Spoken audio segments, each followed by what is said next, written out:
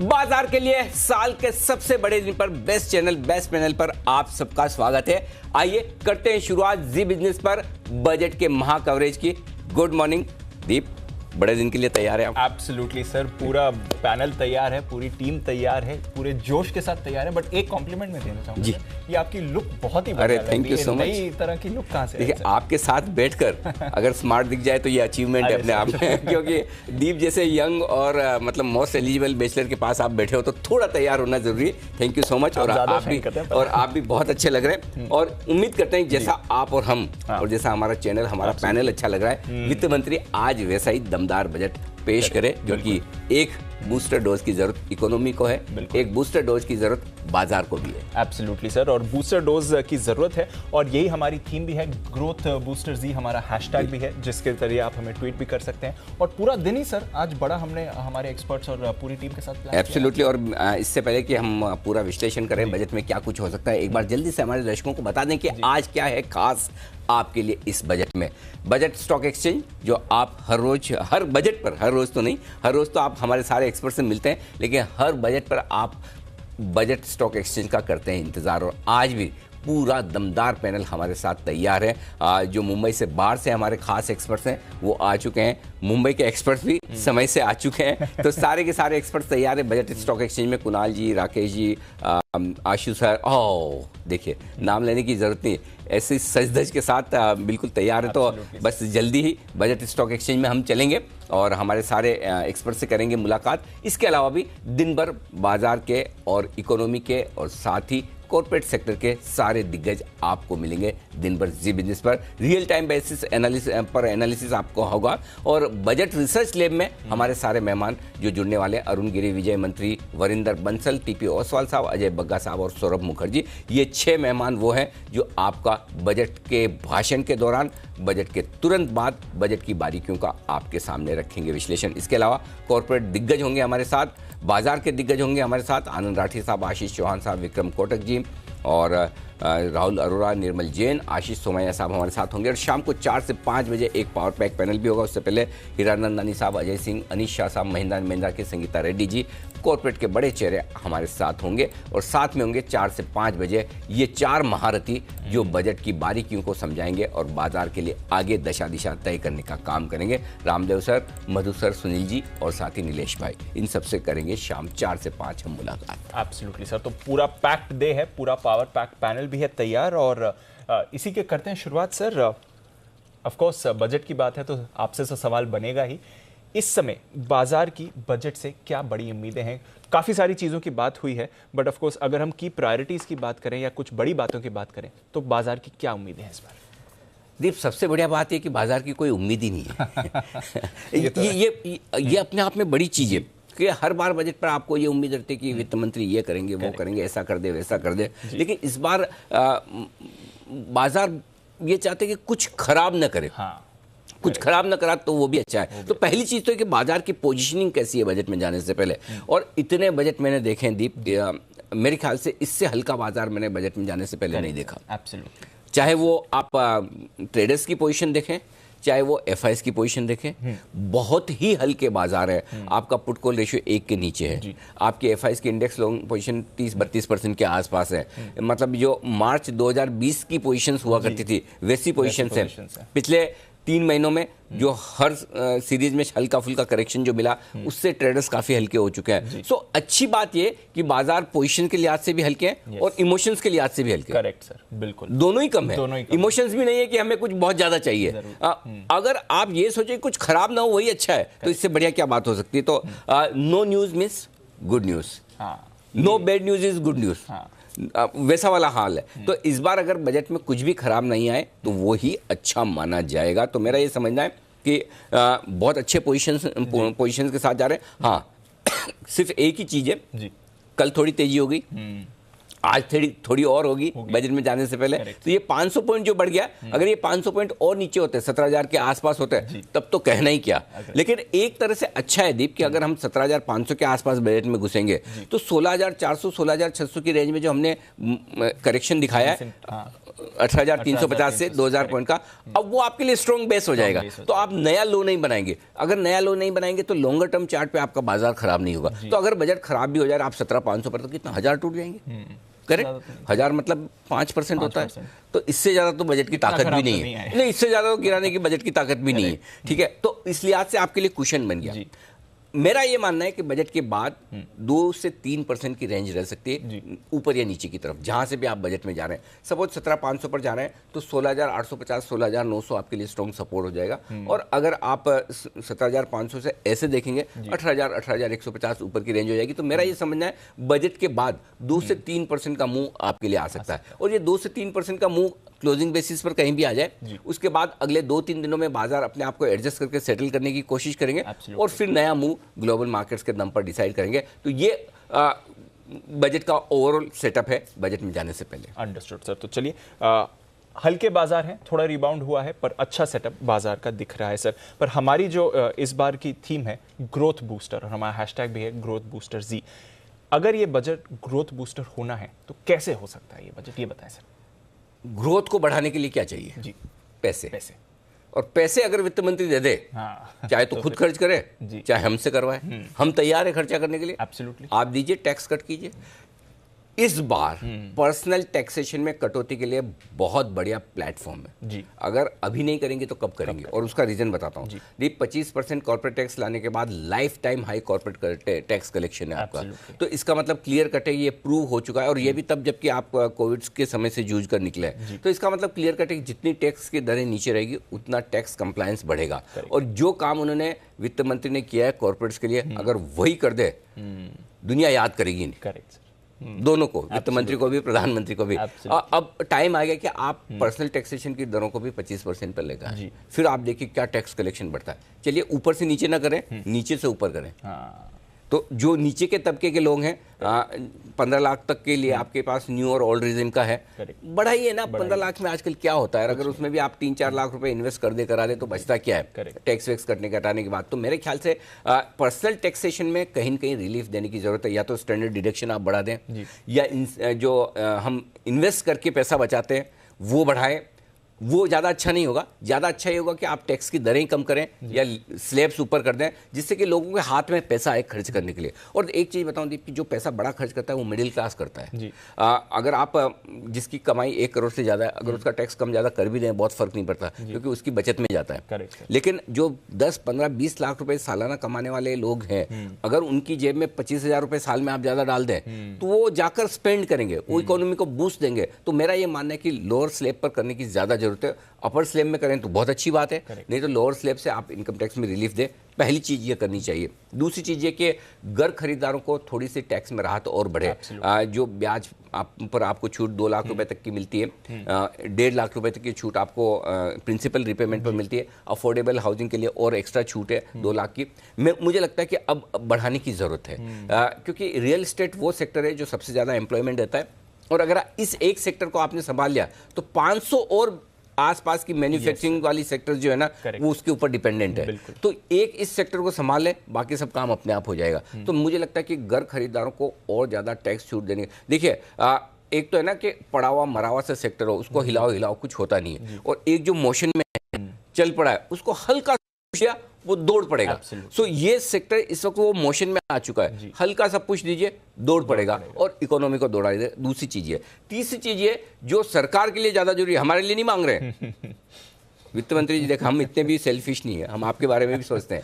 Long term capital gain tax हटाइए। अब आप सोचेंगे आपके लिए कैसे, आप ही को आईपीओ लाना है LIC का, आप ही को सबसे बड़ा डाइवेस्टमेंट करना है। आप देख रहे हैं 3 महीने से FIs भारत छोड़ो आंदोलन में छोड़ कर बेच कर भाग रहे हैं। Long term capital gain tax करिए 0। वादा पहले पुराने वित्त मंत्री का था, STT आया, लॉन्ग टर्म कैपिटल गेन वापस नहीं लगाएंगे। चलिए, मजबूरी थी, जरूरत थी, लगा दिया। अब इसको कर दीजिए 0। आप देखिए जो मार्केट में मूड माहौल बनेगा और आपका डाइवेस्टमेंट ऐसे मक्खन की तरह निकलेगा। दूसरी बात, जो हमारे नए खिलाड़ी पिछले 1.5-2 साल में मार्केट में आए, वो ट्रेडर से इन्वेस्टर बनेंगे। तो अगर आपके टैक्स में छूट मिलती है तो मेरे ख्याल से ये एक बड़ा, और आना जाना कुछ नहीं है, 10,000 करोड़ मिलता है मुश्किल से, कौन सा बड़ा टैक्स आ रहा है। करेक्ट। लेकिन जो काम आपका होगा, मतलब आप 1.5 लाख 2 लाख करोड़ के IPO ऐसे निकाल पाएंगे, आप देखते रह जाएंगे। तो मेरे ख्याल से ये एक बड़ी चीज, बोल्ड डिसीजन है। अगर वित्त मंत्री ले ले तो कहना ही क्या, मजा आ जाएगा, मजा आ जाए। और एक चौथी चीज जो थोड़ी सी बड़ी थीम के तौर पर 3 चीजें हैं जहां फोकस कर लीजिए, इंफ्रास्ट्रक्चर, मैन्युफैक्चरिंग और रूरल इकोनॉमी। इन 3 जगह सरकार को पैसा खर्च करना है। आपके पास पैसा बहुत है, ये जो पैसा बहुत है इसको इधर उधर सब्सिडी में मत बांट दीजिए, इसको काम में लगाइए।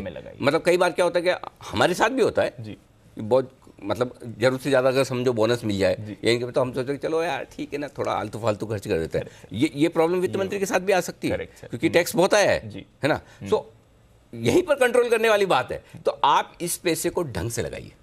और ये काम आपने कर दिया कि उसको कैपिटल एक्सपेंडिचर लगा रहे हैं, गवर्नमेंट की तरफ से इन्वेस्टमेंट हो रहा है, पब्लिक प्राइवेट पार्टनरशिप आ रही है, रूरल इकोनॉमी में आप पैसा मनरेगा में डालिए, स्कीम्स में डालिए, सब्सिडी में मत बांटिए। राइट। तो ये काम आपने कर दिया तो मुझे लगता है कि फिर कहना ही क्या, फिर अलग ही डायमेंशन में 4 चीजें कर लिए, चौका लग जाएगा आपका। Done sir. Booster dose. Booster dose तो ये है बजट की बूस्टर डोज जो आपको बाजार के लिए मिलेगी। ग्रोथ बूस्टर बजट जो हमारी थीम है इस बार, इस तरह से आपको ग्रोथ बूस्टर मिल सकता है। तो चलिए, समय कम होते जा रहा है, अब कुछ ही घंटे बाकी हैं बजट के लिए। तो आइए सर, आज का पहले सेटअप समझना जरूरी है। और आज हमने 2 तरीकों से डिवाइड करा, बिल्कुल। तो प्री बजट और पोस्ट बजट। हाँ, तो पहले प्री बजट लेवल्स में आपको जल्दी से दे दूं और आपको संकेत भी बता दूं। प्री बजट में पॉजिटिव है ग्लोबल संकेत, एफआईएस के नेगेटिव ही हैं, पता नहीं कब रुकेंगे बजट के बाद शायद। घरेलू फंड्स पॉजिटिव हैं, एफएनओ संकेत पॉजिटिव है, सेंटीमेंट पॉजिटिव हुआ है, ट्रेंड न्यूट्रल है। तो नेगेटिव कम है, एक ही एफआईएस की सेलिंग, पॉजिटिव 4 है, न्यूट्रल ट्रेंड है। और सेंटिमेंट आपने अगर बजट पे पॉजिटिव रखा है तो इससे बड़े क्या हो सकता है। बिल्कुल। और दीप, शुक्रवार से हम बात कर रहे थे कि हो गई एक्सट्रीम वॉलेटिलिटी, बाजार जाने को तैयार है ऊपर, न सिर्फ हम, अमेरिका भी बढ़ रहा है। राइट। आइए प्री बजट लेवल्स आपको दे दूं। सपोर्ट 12,275 12,300 है प्री बजट लेवल पर, क्योंकि आप गैप से खुलेंगे, उसके बाद ये 25 पॉइंट आपके लिए सपोर्ट का काम करेंगे। ऊपर कितना जा सकते हैं? 17,525 17,650 ये रेंज है बजट से पहले की, जहां पर जाकर कहीं कहीं आप रुकेंगे, अटकेंगे। बैंक निफ्टी के लिए रेंज, सपोर्ट रेंज बहुत नज़दीक है, 37,700 37,850 तुरंत सपोर्ट है बजट से पहले। और बजट के पहले ऊपर की रेंज जो बनेगी वो 38,350 से 38,500 की बनेगी। तो दीप, ये ऊपर के, ये बजट के लेवल्स हैं, बजट से पहले के लेवल्स हैं। 38,350 38,500। Understood sir. सेंटिमेंट भी अच्छा है। बजट के बाद सर? बजट के बाद के मैंने 2 लेवल निकाले हैं। पहला इमीडिएट सपोर्ट, चूंकि हम 17,500 पर होंगे, तो इमीडिएट जो सपोर्ट निकल कर आएगा बजट के लिए वो आएगा बजट के बाद। अगर कोई बड़ा मूव आता है तो 16,850 16,900। अगर वित्त मंत्री कुछ बहुत ही खराब कर दे, मतलब ऐसा खराब कि मतलब जो आप और मैं सोच ना पाए, न सोच रहे हैं, तो फिर 16,425 16,625 पे जाके रुकेगा सर। 1000 पॉइंट की बात। हाँ, तो 1000 पॉइंट 5% होता है।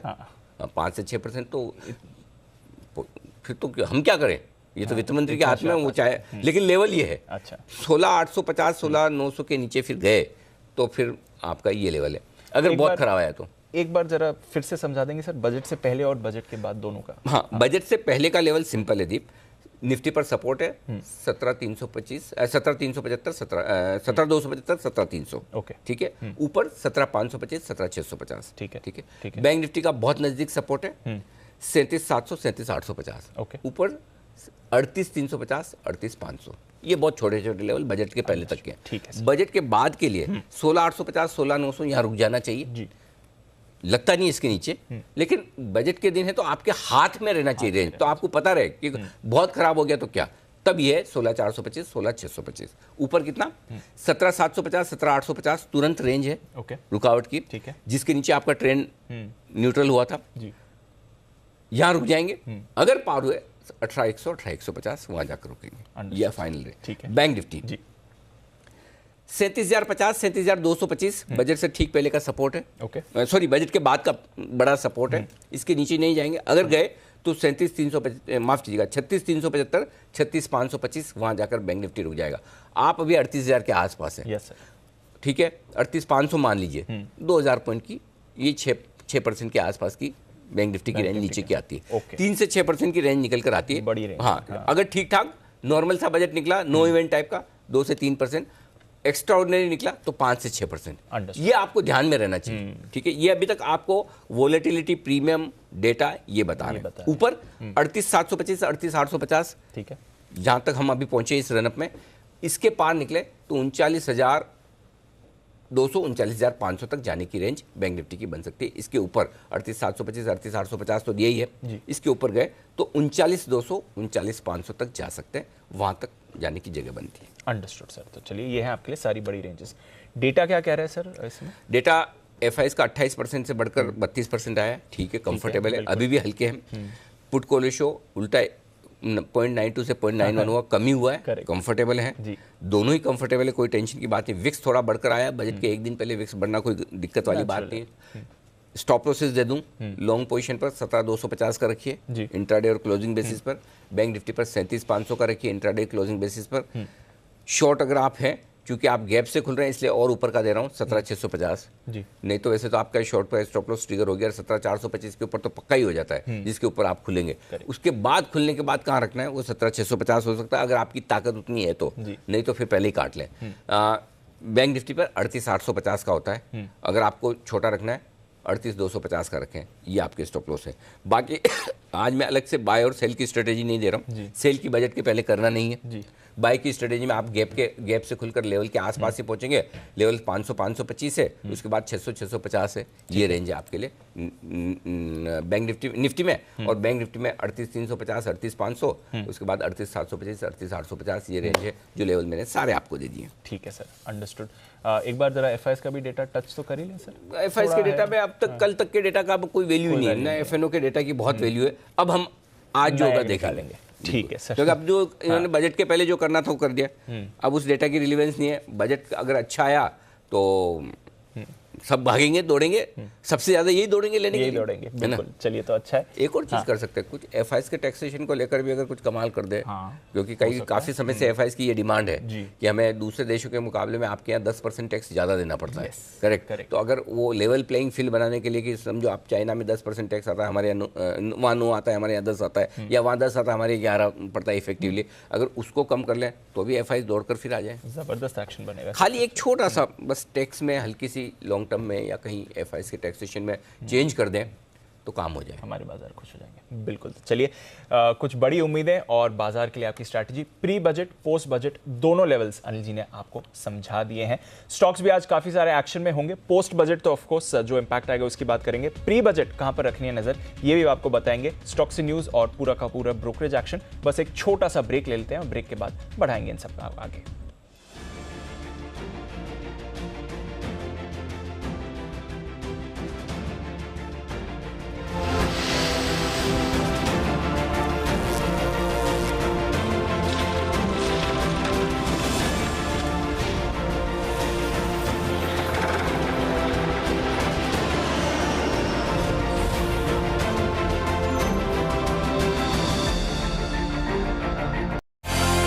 बजट के ऐलान से ज्यादा बढ़कर एक और शानदार अपडेट। आज बजट के दिन क्रेड 1 लकी टैक्स पेयर को फाइनेंशियल ईयर 2020 से 2021 के लिए पूरी तरह से इनकम टैक्स का भुगतान कर रहा है।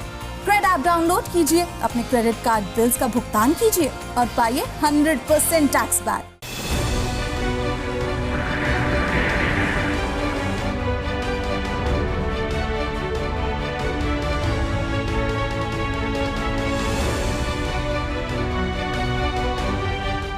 Mutual fund investments are subject to market risks. Read all scheme-related documents carefully. मेरे सपनों की रानी कब आएगी तू? हाय मेरे सपनों की रानी कब आएगी तू? आई रुत मस्तानी कब आएगी तू? मेरे सपनों का राजा कब आएगा तू? आई रुत मस्तानी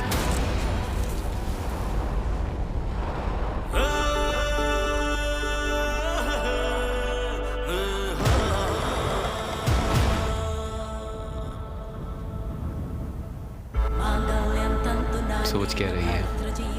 फेरे तो हो गए।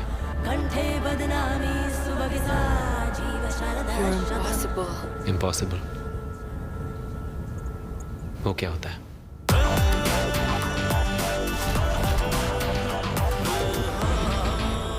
Yatharth is not just one word. It is the passion of our doctors. 3 hospitals, 300 plus doctors, 1100 bed, your health companion, your Yatharth Hospitals. बाकी सब बाद में, पहले सुन मेरी बात रे।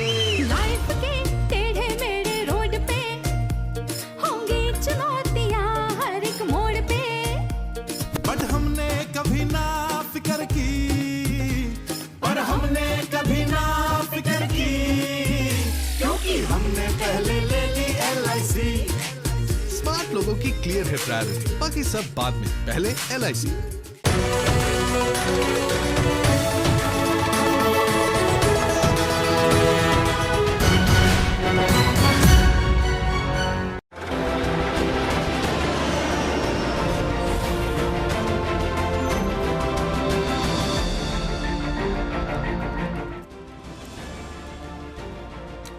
स्वागत है आपका ब्रेक के बाद।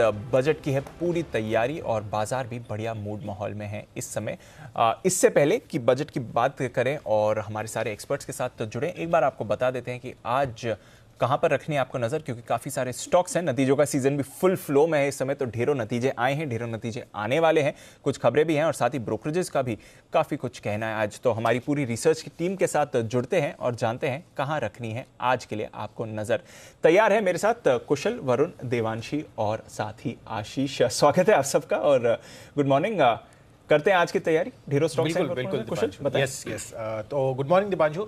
सबसे पहले आप देखिए नंबर्स के लिहाज से अदानी पोर्ट्स और टेक महिंद्रा अपने नंबर्स डिक्लेयर करेंगी। निफ्टी से, F&O स्पेस से चोलामंडलम में इन्वेस्टमेंट फाइनेंस, साथ ही इंडियन होटल और GSPL के नतीजों पर आपको नजर रखनी है।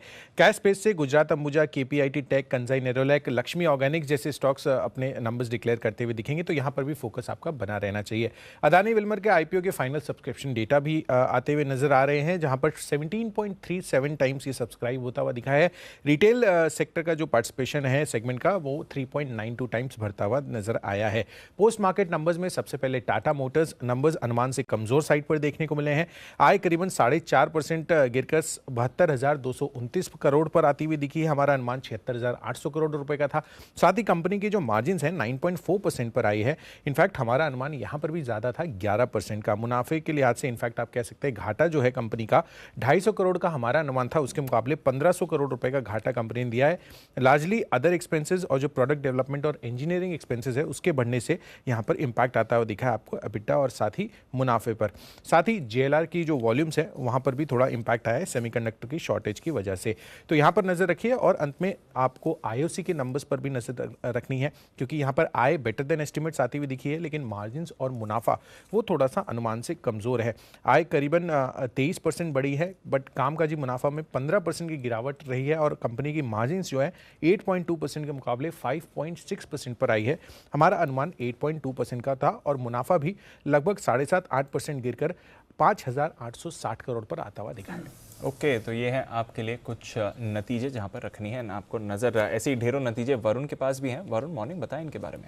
गुड मॉर्निंग दीप। तो शुरुआत ऑयल मार्केटिंग कंपनी से करता हूँ। यहाँ पे HPCL नतीजे कमजोर है, करीब 1.9% के आसपास मार्जिन आया है। मुनाफा जरूर गिरा है 55% के आसपास का, और रेवेन्यूज जरूर बढ़े हैं करीब 16% के आसपास। BPCL यहाँ पे भी नतीजे कमज़ोर हैं, क्योंकि रेवेन्यूज 23.9% बढ़े, जो कि हमारे अनुमान से बेहतर है, लेकिन मार्जिन पे हिट है। 5.5% से गिर के 4.2%, उसके चलते मुनाफा जो है 8.5% गिरा है। हालांकि 5 रुपये प्रति शेयर के डिविडेंड का ऐलान कंपनी ने किया है। 11 फरवरी को इसकी रिकॉर्ड डेट है। नवीन फ्लोरिन नंबर्स अच्छे हैं, रेवेन्यू 23% बढ़े हैं, मार्जिन फ्लैट रहे हैं, जबकि गिरावट का अनुमान था। मुनाफा जो है 17% बढ़ा है। DLF ऑपरेशनली वीक नंबर्स है, रेवेन्यूज तो फ्लैट रहे हैं, लेकिन मार्जिन देखिए 33.64% पे आए हैं। हालांकि बढ़े हैं, लेकिन अनुमान 36% का था, मुनाफा 16% गिरा है इस कंपनी का। वहीं कैश में अगर देखेंगे तो शिपिंग कॉर्पोरेशन आज के सबसे बेहतरीन नतीजे इसी कंपनी ने पेश किए हैं। रेवेन्यू 71% बढ़े हैं, मार्जिन्स में बढ़ोतरी है करीब 6% के आसपास की, और मुनाफा जो है 132 करोड़ से बढ़ के सीधे 311 करोड़ पे आया। तो यहाँ पे नजर रखिएगा। और गोदावरी पावर, यहाँ पे नतीजे अच्छे हैं, रेवेन्यूज 47% बढ़े हैं, मार्जिन्स पे करीब आधे % के आसपास की बढ़ोतरी है, मुनाफा जो है 46% बढ़ा है। तो कैश में ये 2 दमदार नतीजे हैं। ओके, तो ये हैं आपके लिए कुछ दमदार कैश के भी नतीजे। देवांशी, मॉर्निंग, बताएं आपके पास भी कुछ नतीजे और खबरें भी हैं, क्या हैं ये? Good morning Deepanshu. आज सबसे पहले केईसी इंटरनेशनल कमजोर नतीजे यहां से आते हुए दिख रहे हैं। कुल आय 1.5% तक कम होती हुई, कुल आय 1.5% बढ़ी है, लेकिन जो मार्जिन्स हैं वो इस बार कम होते हुए दिखे हैं। 9.1% से घटकर 7.2% रहे हैं। कामकाजी मुनाफा 20% तक घटता हुआ दिखा और साथ ही जो मुनाफा है वो भी 35% तक कम होता हुआ दिखा है। कुल ऑर्डर बुक जो है वो 24,000 करोड़ पर आते हुए दिखी है। एडीए फूड्स यहाँ पे भी बहुत ज़्यादा शानदार नतीजे नहीं हैं। अब देखिए जो आय है वो 18% तक बढ़ती हुई जरूर दिखे, लेकिन कामकाजी मुनाफा मार्जिन इस बार कम होते हुए दिखे हैं। 19.4% तक के मार्जिन थे, वहां से कम होकर इस बार करीब 16% के जो मार्जिन हैं वो इस बार कंपनी ने क्लॉक इन किए हैं और जो मुनाफा है वो केवल 2% तक बढ़ता हुआ दिखा है इस तिमाही में। इसके साथ ही यूको बैंक यहाँ पे काफ़ी स्ट्रॉन्ग सेट ऑफ नंबर्स इस बार आते हुए दिखे हैं।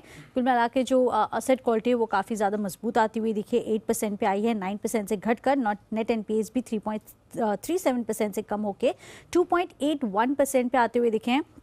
जो नेट इंटरेस्ट इनकम है उसमें 25% तक की बढ़त है और मुनाफा भी इस बार आप देखिए 35 करोड़ था, वहां से बढ़कर 310 करोड़ पे आता हुआ दिखा है। इसके साथ ही सुबेक्स कमजोर नतीजे हैं। कुल आय 6% तक कम हुई है। कामकाजी मुनाफा 60% तक गिरता हुआ दिखा है और मार्जिन भी 9.2% पर आते हुए दिखे, 22% से घटकर। कृष्णा डायग्नोस्टिक्स अच्छे नंबर्स हैं। अब देखिए जो मुनाफा है वो 4 गुना बढ़ता हुआ दिखा है। आय में भी 8 गुना बढ़त आती हुई दिखी है। मार्जिन भी इस बार अच्छे खासे बढ़ते हुए दिखे, 29%। क्वार्टर क्वार्टर भी इस बार अच्छे नतीजे आते हुए दिखे। और जीएसटी डेटा इस पर आप नजर रखें, स्पेशली आज के दिन, क्योंकि जनवरी में जीएसटी कलेक्शन 1.38 लाख करोड़ पे आता हुआ दिखा है, जो कि पिछले महीने 1.29 लाख करोड़ था। ओके, तो ये है आपके लिए ढेरों खबरें जहां पर आपको रखनी है नजर। जीएसटी कलेक्शन बढ़ रहा है, ये एक बड़ी बात है, अच्छी बात है। बजट से पहले ये डेटा आपके सामने भी आया है। पर आइए ब्रोकरेजेस आज क्या कह रही हैं ये भी जान लेते हैं। एफआईआर के लिए आशीष हैं तैयार। मॉर्निंग आशीष, बताएं क्या कहना है आज ब्रोकरेजेस का। Good morning Deepanshu. नतीजों के बाद ढेर सारी रिपोर्ट्स आई हैं। सबसे पहले अगर आप देखें तो सन फार्मा यहाँ पर रिपोर्ट आई है, सीएलएसए की तरफ से खरीदारी किराए को बरकरार रखा है, 1100 रुपये का लक्ष्य दिया। इनफैक्ट ब्रोकरेज हाउस में अगर आप देखें तो सबसे ज़्यादा लक्ष्य जो है सीएलएसए दे रहे हैं। इसके अलावा क्रेडिट स्विस ने भी जो है रेटिंग को अपग्रेड किया है और लक्ष्य बढ़ा है, 695 से बढ़ाकर 810 कर दिया, करीब करीब। हालांकि जो है 835 की कल की क्लोजिंग है। सिटी खरीदारी किराए दें और लक्ष्य बढ़ाकर 1070 कर दिया। कमेंट्री अगर आप देखें तो सब मान रहे कि इनका जो स्पेशलिटी कारोबार है यहाँ पर काफ़ी बढ़िया ग्रोथ देखने को मिली है और आगे जाकर भी जो ग्रोथ मोमेंटम है वो जारी देखने को मिलेगा। ऑयल मार्केटिंग कंपनीज पर नजर रखिएगा। बीपीसीएल की तरफ से बीपीसीएल के नतीजों के बाद जेफरीज की तरफ से रिपोर्ट आई है, खरीदारी किराए को बरकरार रखा है, 397 की क्लोजिंग है, 540 रुपए का लक्ष्य दिया है। इसके अलावा अगर आप देखें तो जेपी मॉर्गन ने भी ओवरवेट की रेटिंग को बरकरार रखा है, 550 के लक्ष्य के लिए। सिटी खरीदारी किराए दे रहे 540 के लक्ष्य के लिए। एचपीसीएल यहाँ पर भी देखें तो नतीजे कमजोर है, हालांकि सिटी का जो व्यू है अभी भी बरकरार है, खरीदारी किराए दे रहे 314 की कल की क्लोजिंग है, 400 रुपए का लक्ष्य दे रहे हैं। जेफरीज ने भी 400 रुपए का लक्ष्य दिया खरीदारी किराए के साथ और ओवरवेट की रेटिंग दे रहे जेपी मॉर्गन 365 के लक्ष्य के लिए। ये मान रहे कि थोड़े से इन्वेंट्री लॉसेस के चलते हल्के नतीजे आपको जो है कमजोर देखने को मिले। यूपीएल कल बाजार के दौरान नतीजे आए थे और अच्छी रिपोर्ट्स आई है। सीले से जो है खरीदारी किराए को बरकरार रखे हुए 1100 रुपए के लक्ष्य के लिए, 776 की जो है कल की क्लोजिंग है। जेफरीज ने भी देखिए खरीदारी किराए को बरकरार रखा और लक्ष्य बढ़ाया, 980 से बढ़ाकर 1005 कर दिया है और ये मान रहे कि इन्होंने तिमाही के दौरान जो कीमतें बढ़ाई थी इसका फायदा इस बार आपको मार्जिन पर देखने को मिला। अंत में टाटा मोटर्स यहाँ पर भी नजर रखिएगा, मिलीजुली रिपोर्ट्स आई हैं। सीले से बिकवाली किराए को बरकरार रखे हुए हैं, हालांकि लंबे समय से बेरिश हैं, 408 रुपए का जो है लक्ष्य दे रहे हैं, 518 की कल की क्लोजिंग है और ये मान रहे कि जो लागत खर्च है उसमें जो बढ़ोतरी हो इसके चलते मार्जिन आपको हल्के कमजोर देखने को मिलेंगे। लेकिन जेफरीज जो है खरीदारी किराए को बरकरार रखे हैं और लक्ष्य में मामूली बढ़ोतरी की है, 625 से बढ़ाकर 635 कर दिया। जैसे कि मैंने आपको बताया 518 जो है कल की क्लोजिंग है। ओके, तो ये है सारी ब्रोकरेज रिपोर्ट्स जिन पर रखनी है आपको नज़र रखनी है आपको हर घंटे और हर आधे घंटे।